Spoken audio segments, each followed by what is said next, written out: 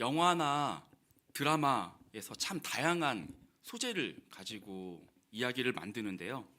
사랑, 우정, 이렇게 좀 따뜻한 소재부터 해서 전쟁, 그리고 가난함 이런 것까지 어두운 주제들도 다루어 냅니다. 그런데 최근 작품들 이렇게 보면은 예전보다 더 잘 보이는 소재가 있는데요. 좀 무서운 단어예요. 복수입니다.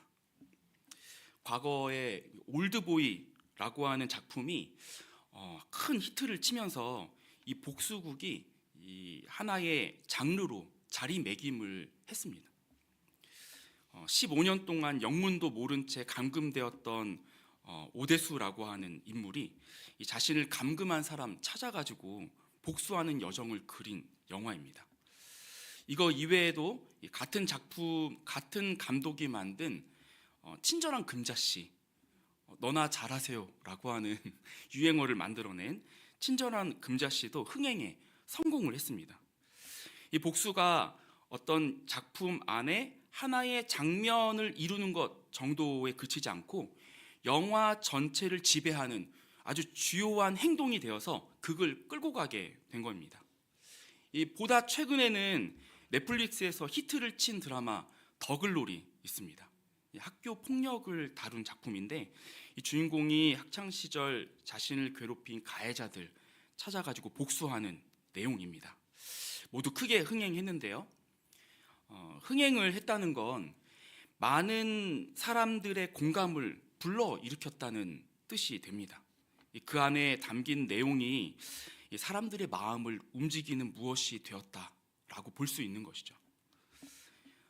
복수극이 이 시대 많은 사람들의 공감을 불러일으킨다는 건 지금의 사람들이 그와 같은 정서의 어떤 카타르시스를 원하는 것이라고 조심스럽게 추측할 수 있습니다.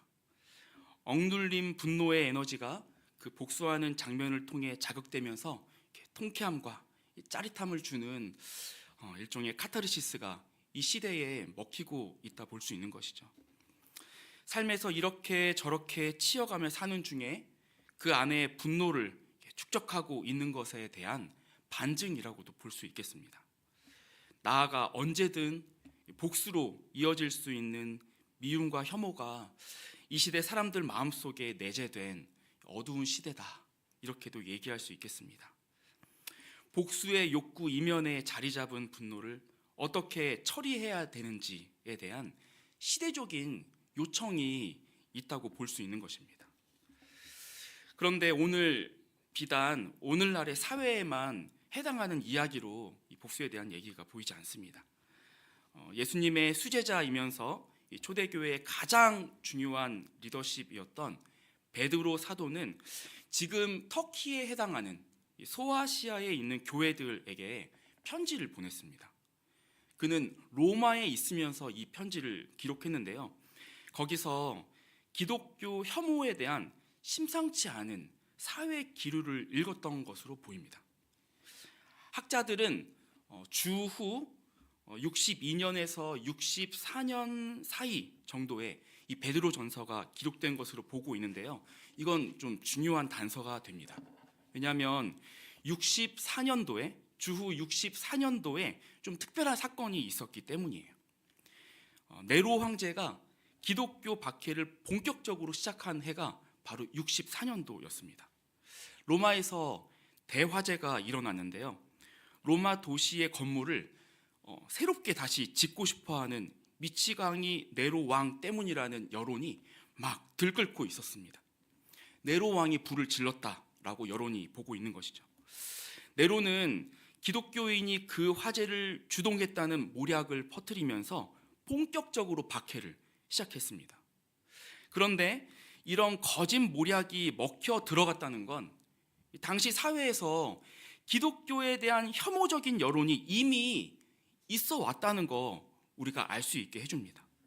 로마 사람들이 기독교에 대해서 많이 오해하고 있었다는 증거들이 있었는데요. 심지어 이런 경우들이 있었다고 합니다. 성찬식에서 살과 피를 먹는다라고 하는 그런 은유적인 표현을 실제 식인 행위를 하는 것으로 잘못 알고 있는 경우가 많았다고 하고요.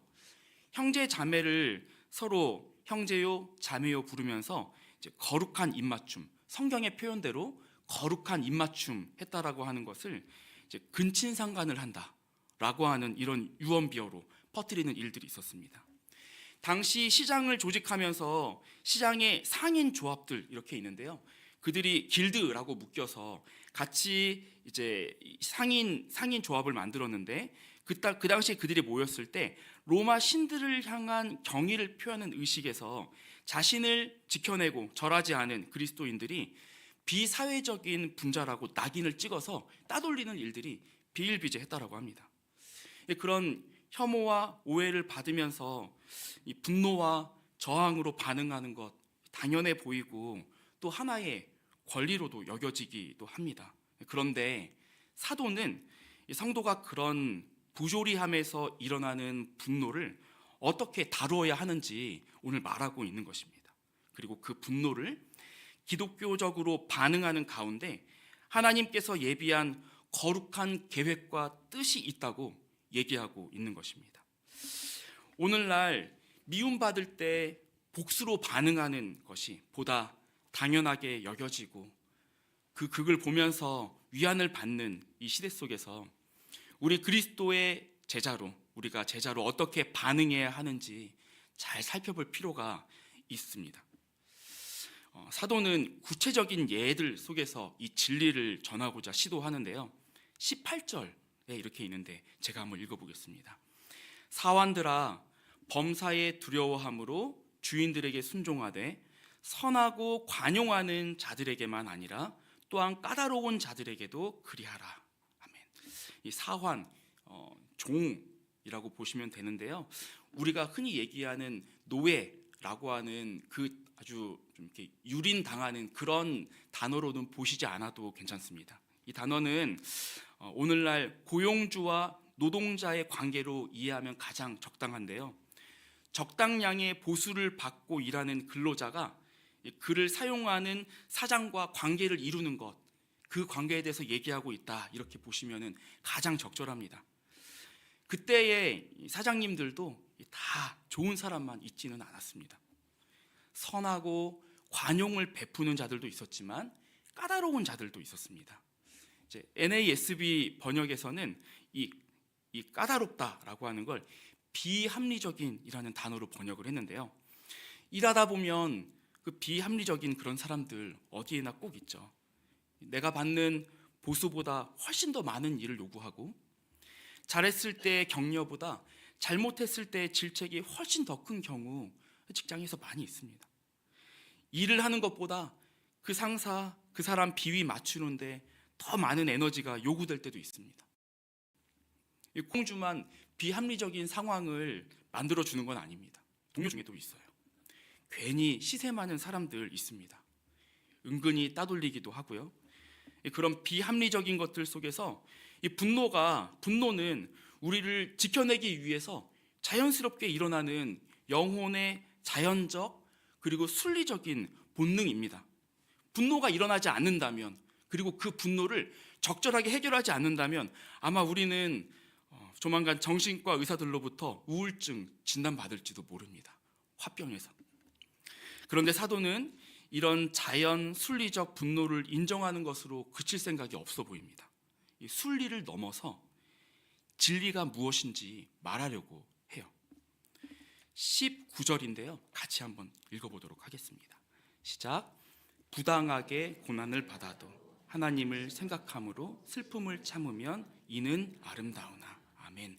부당하게, 성경의 다른 번역으로는 억울하게 이렇게 번역했는데요. 억울하게 고난을 받아도 하나님을 생각함으로 슬픔을 참으면 아름답다 이렇게 합니다. 한마디로 참으라 얘기하는 거예요. 이게 뭐 대단한 건지 모르겠습니다. 이 부당하게 대우하면 딱 부러지게 한마디 좀 하는 게 더 멋있어 보이지 않습니까? 그래야 호구로도 안 보일 텐데 호의가 계속되면 둘린 줄 안다고 쉽게 보면 안 되는데 이 사도는 그런 일반적인 조언을 하지 않고 이어서 말합니다. 20절인데요. 이것도 같이 한번 읽어보겠습니다. 시작. 죄가 있어 매를 맞고 참으면 무슨 칭찬이 있으리요. 그러나 선을 행함으로 고난을 받고 참으면 이는 하나님 앞에 아름다우니라. 내가 잘못을 저질러서 겪는 어려움, 그럴 수 있고 우리도 또한 인정하고 넘어가면 되는 부분이죠. 그런데 비합리적이고 이해되지 않는 고난과 미움이 찾아오더라도 참으라 라고 얘기하는 거예요. 그리고 그렇게 말하는 겉면의 근거를 분명하게 드는데요, 22절 23절입니다. 제가 읽겠습니다. 그는 죄를 범하지 아니하시고 그 입에 거짓도 없으시며 욕을 당하시되 맞대어 욕하지 아니하시고 고난을 당하시되 위협하지 아니하시고 오직 공의로 심판하시는 이에게 부탁하시며 그리스도를 보게 합니다. 우리야 털면 먼지 나오겠지만 거룩함 그 자체이신 그리스도는 아무런 죄가 없으세요. 그의 순수함을 의심할 만한 합리적인 구석이 어디에도 보이질 않습니다. 오직 종교 기득권자들의 시샘이 예수 그리스도를 욕된 자리로 끌고 갔어요. 그러나 주님은 재판에 응대하시면서도 거짓으로 응대하신 적이 없습니다.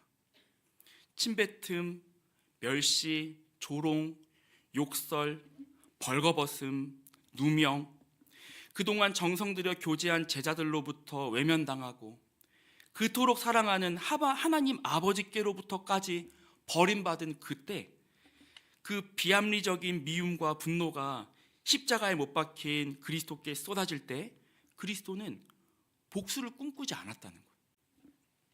충분히 욕하고 내가 너희들 가만두나 봐라, 엄포 놓을 수도, 그런 생각을 품을 수도 있으시지만 그러지 않으셨습니다. 십자가에서 유유히 내려와가지고 유대 사회와 세상을 뒤집어 놓을 수 있는 전능한 능력 가지고 계시면서 그는 참으셨습니다. 참는다는 거 가장 어리석고 덜 떨어진 것으로 보는 세상이지만 그것이 아들이 고난과 미움에 대처하는 방식이었고 사도가 거기에 나타난 위력을 맛보고 성도에게 권하는 신적인 방법입니다. 첫 번째로 기억하시기 바랍니다. 같이 한번 읽어보겠습니다. 시작. 고난을 대하는 하나님의 방식은 참는 것입니다. 사도가 이렇게 참으라고 권하는 이유는 이제 바보처럼 되라는 것으로 보이지만 사실은 훨씬 더 중요한 걸 주목하기 때문이에요. 사도가 기대하는 바가 있기 때문입니다. 20절 우리 다시 보려고 하는데요, 다시 한번 읽어보겠습니다. 같이 시작. 죄가 있어 매를 맞고 참으면 무슨 칭찬이 있으리요. 그러나 선을 행함으로 고난을 받고 참으면 이는 하나님 앞에 아름다우니라. 아멘. 사도는 참으라는 권명과 함께 자신이 무엇을 의식하고 있는지 알려줍니다. 하나님 앞에 아름답다라고 얘기해요. 바로 하나님입니다. 사도는 사람들에게 호구가 되고 고난당하는 나의 입지가 어떻게 될 건지 생각하는 것보다 먼저 하나님 의식하고 있는 거예요. 하나님께 어떻게 보이는지가 중요하다는 것입니다. 그리고 그가 얻은 진리를 알려줍니다. 그 참는 것이 하나님의 눈에 아름답다라고 하는 거예요. 헬라어로는 카리스라고 하는 단어 쓰였는데요, 흔히 우리가 은혜라고 부르는 바로 그 단어입니다. 하나님의 은혜와 호의를 자극했다는 의미로 사용되었습니다. 그러니까 하나님 눈에 카리스했다라고 하는 건 하나님이 은혜를 마구 부어주고 싶도록 자극했다라고 하는 뜻이에요. 고난을 참아내고 견디는 방식으로 성도가 악을, 미움을 대처할 때 고난과 슬픔 그리고 자기 자신 안에서 끓어오르는 분노를 다룰 때 하나님의 마음 안에서는, 그 참아내고 있는 성도를 바라보는 하나님의 마음 안에서는 진정성 있는 감동에서 비롯된 특별한 움직임이 만들어지는데 은혜롭고 애틋한 애정을 쏟고 싶은 마음이 마구 일어난다라고 얘기하는 거예요. 하나님의 도우심을 입게 되는 것이죠. 그리고 이것이 그리스도께서 하나님께 도움을 구하신 방법이었습니다. 23절인데요, 같이 한번 읽어보겠습니다. 시작. 욕을 당하시되 맞대어 욕하지 아니하시고 고난을 당하시되 위협하지 아니하시고 오직 공의로 심판하시는 이에게 부탁하시며 아멘. 그가 복수하지 않으시고 참으심으로 응대하시며 오직 공의로 심판하시는 이에게 부탁하셨다, 이렇게 얘기해요. 사람이 아니라 자기 자신도 믿을 게 아니라 하나님 아버지의 호의와 은혜를 바라심으로 나아갔던 것이죠. 그리고 이 참음은 실제로 가장 훌륭한 결과를 끌어내었습니다. 히브리서 12장 2절은 이렇게 말하고 있습니다. 믿음의 주요 또 온전하게 하시는 이인 예수를 바라보자. 그는 그 앞에 있는 기쁨을 위하여 십자가를 참으사 부끄러움을 개의치 아니하시더니 하나님 보좌 우편에 앉으셨느니라. 아멘. 십자가의 고난과 부조리와 치욕을 참으신 주께 부활의 영광 그리고 하나님 보좌 우편의 영광이 주어진 것입니다. 하나님께서 베푸실 수 있는 최고의 호의와 애정과 보상과 상급이 주어진 것입니다. 그래서 우리는 두 번째로 기억하기 원합니다. 같이 한번 읽어보겠습니다. 시작. 고난을 참음으로 하나님의 은혜가 부어집니다. 우리가 고난을 만나서 분노와 적개심이 일어날 때 이 참을 만한 가치가 있다는 것이 그리스도를 통해서 증명됩니다. 그런데 또 참는다는 건 그리스도인이 선택할 수 있는 여러 가지 옵션 중에 꽤 괜찮은 선택 정도로 보이지가 않습니다. 사도는 이 고난 중에 참는다라고 하는 것이 기독교 신앙의 어떤 위치를 점유하고 있는지 훨씬 더 중요하고 훨씬 더 중대하게 무게감을 갖고 이야기하기 때문입니다. 21절인데요. 같이 한번 읽어보겠습니다. 시작. 이를 위하여 너희가 부르심을 받았으니 그리스도도 너희를 위하여 고난을 받으사 너희에게 본을 끼쳐 그 자체를 따라오게 하려 하셨느니라. 아멘. 그리스도의 참으심은 본을 끼치기 위함이었고 그 걸어간 발자국을 따라서 우리 제자들이 따라가도록 하기 위함이라고 말합니다. 심지어 이것이 부르심의 이유라고 말하는 것입니다. 그리스도인의 독특한 정체성을 이루는 부분, 구원받은 이유, 제자가 된 이유라고까지 말하는 것입니다. 그리스도인에게 고난은 그저 살면서 어쩌다 나에게 만나는, 어쩌다 맞닥뜨린 사건, 이벤트 정도가 아니라는 거예요. 이 고난을 통해서 성도는 독특한 자기 정체성을 실현하게 된다라고 보는 거예요. 사도는 그 이룬 것이 무엇인지 그리스도의 십자가를 통해서 확인하도록 이끄는데요. 24절입니다. 제가 읽어보겠습니다. 친히 나무에 달려 그 몸으로 우리 죄를 담당하셨으니 이는 우리로 죄에 대하여 죽고 의에 대하여 살게 하려 하심이라. 그가 채찍에 맞음으로 너희는 나음을 얻었나니. 아멘. 그 참음 가운데 친히 나무에 달려 우리 죄를 담당하심으로 우리를 살리셨다고, 우리가 나음을 얻게 하였다고 얘기합니다. 이어서 25절에 이렇게 얘기하죠. 같이 읽어보겠습니다. 시작. 너희가 전에는 양과 같이 길을 잃었더니 이제는 너희 영혼의 목자와 감독 되신 이에게 돌아왔느니라. 아멘. 길을 잃었던 우리가 하나님께로 돌아왔다는 거 얘기하는 거예요. 하나님께로 돌아오는 거, 즉 회개를 이루는 결과를 일으켰다라고 합니다. 무엇이요? 그리스도의 참으심이 그렇게 만들었다 얘기하는 거예요.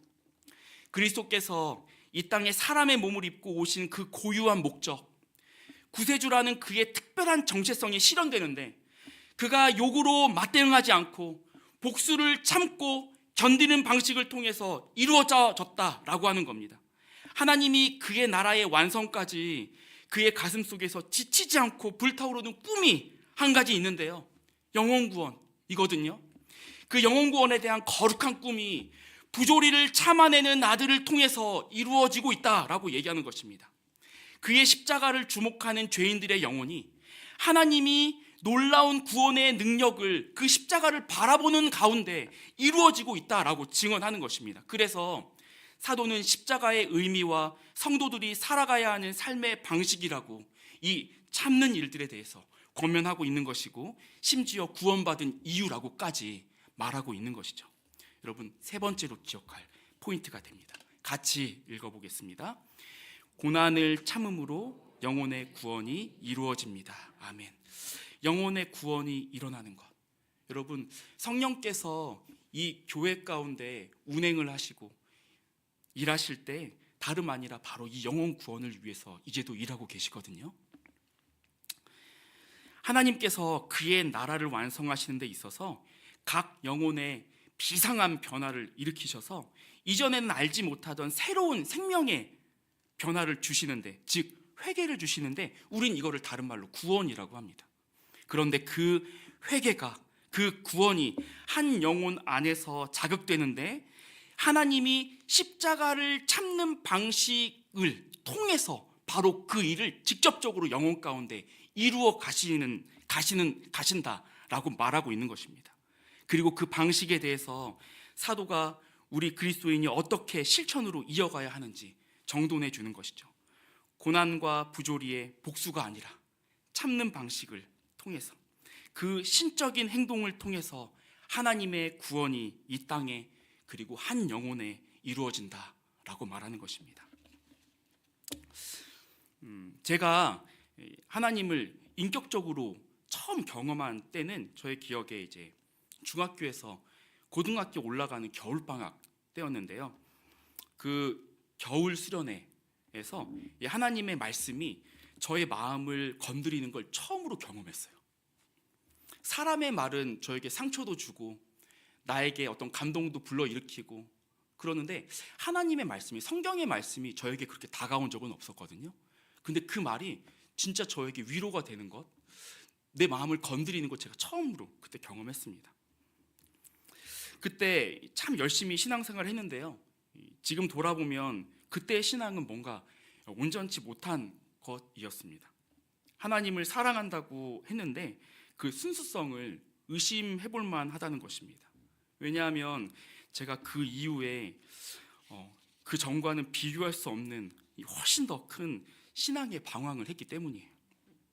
제가 원하는 대로 진로가 풀리지 않는 것에 대해서 이제 원망의 마음 제가 품고, 그 원망이 커지고 또 더 커져서 이제 하나님을 주저없이 혐오하는 단계까지 제가 갔던 기억이 있습니다.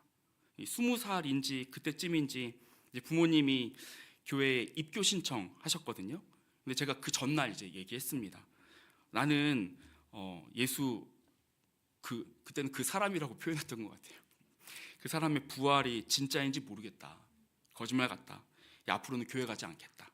나에게 신앙을 강요하지 말라고 제가 정말 단단하게 엄포를 놓고 본격적으로, 그리고 정말 적극적으로 있는 힘을 다해서 방황을 했습니다. 하지 말라는 거 다 골라서 하는 이 부끄러운 시기 제가 보냈는데요, 하나님을 어디서든 서슴없이 비난하고 제가 욕했어요. 그렇게 몇 년의 시간을 흘렀는지 잘 모르겠어요. 기억도 잘 안 나는데 그동안 저는 깊은 우울증을 얻었고요. 대인관계들이 다 하나씩 망가지기 시작했고, 그래서 대인관계를 피하면서 제가 한동안 살았습니다. 어떤 날은 심한 불안 증세로 숨 쉬는 것도 어려운 상태가 되기도 했어요. 그러는 동안 제 여동생 있는데요, 저랑 1살 차이인데 저보다 훨씬 더 성숙한 친구였습니다. 대학 청년부 목사님께 줄기차게 저에 대해서 이야기한 모양이에요. 신방 받게 됐습니다. 스타벅스, 서현역에 있는 스타벅스, 꽤나 건방진 태도로 만났던 것 같아요. 그리고 그게 발단이 되었는지 이 관계로 인해 큰 어려움 겪는 중에 제가 교회에 방문하게 됐습니다.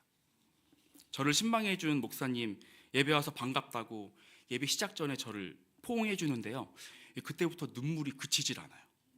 그동안의 부끄러운 죄들이 하나씩 자꾸 떠오르는데 제가 몇 시간 울었는지 모르겠습니다.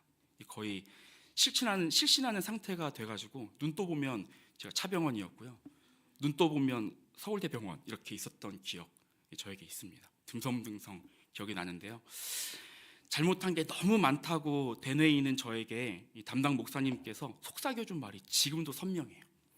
그리스도의 피가 씻지 못할 죄가 없어, 속삭여줬는데요, 그날 이후로 교회에서 예배를 드리며 기도를 하면 너무나 큰 은혜가 주어집니다. 그때마다 생각이 들어요.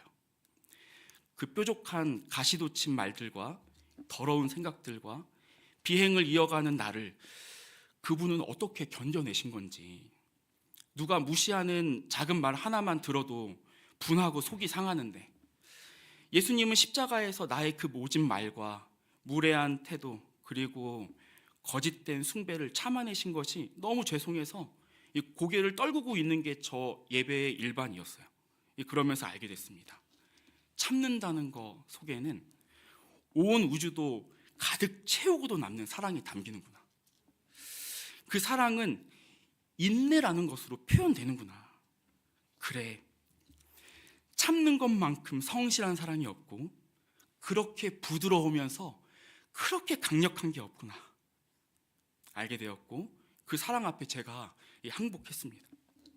그렇게 성경이 말하는 회개가 저에게 서서히 이루어지기 시작했던 것입니다. 지금도 마찬가지예요. 어느새 건방 떨고 있는 제 모습이 그리스도의 겸손하고 온유한 참으심의 빛 앞에 드러납니다. 그때야 제가 조금 회개를 다시 이룹니다. 그렇게 소리 높여 교회에 가야 한다고 외치는 고함이 아니라, 강요가 아니라 그리스도의 그 묵묵한 참으심이 저에게 참된 변화를 이루어 갔던 것입니다. 고난 중에 참음을 통해 저의 영혼의 구원을 이루어 가시는 그리스도 보면서 이제는 제가 그 인내를 통해서 영혼의 구원의 도구가 되는 부르심 이어가야 하는구나 라고 다시 마음 가운데 새기게 되는 것이죠. 사랑하는 성도 여러분, 고난은 우리에게 덧붙여진 불필요한 첨가물이 아니에요. 그리스도와 그를 따르는 제자들에게 주어지는 거룩한 필연이고 거룩한 소명입니다. 우리가 부름받은 이유가 됩니다. 하나님께서 이제도 이 땅에 구원의 사역을 일으키시는데 그 사역이 고난을 통해서 오늘 나에게 주어졌다는 중요한 사인이 되는 것입니다. 오늘 그리스도의 독특한 정체성을 이루는 하나님의 방식이고 아들이 택한 방식이며 하나님의 구원의 영광을 완성하는 하나님이 생각한 유일한 방법이에요. 그렇기에 우리가 부조리와 합리적이지 않은 악과 미움과 고통 속에서 이것을 기억하고 참을 수 있길 바랍니다. 우리가 똑똑해지고 함부로 대할 수 없는 지위를 주장하면서 우리 스스로를 지켜낸 일로 자랑스러워하는 일을 우리가 그칠 수 있길 바랍니다.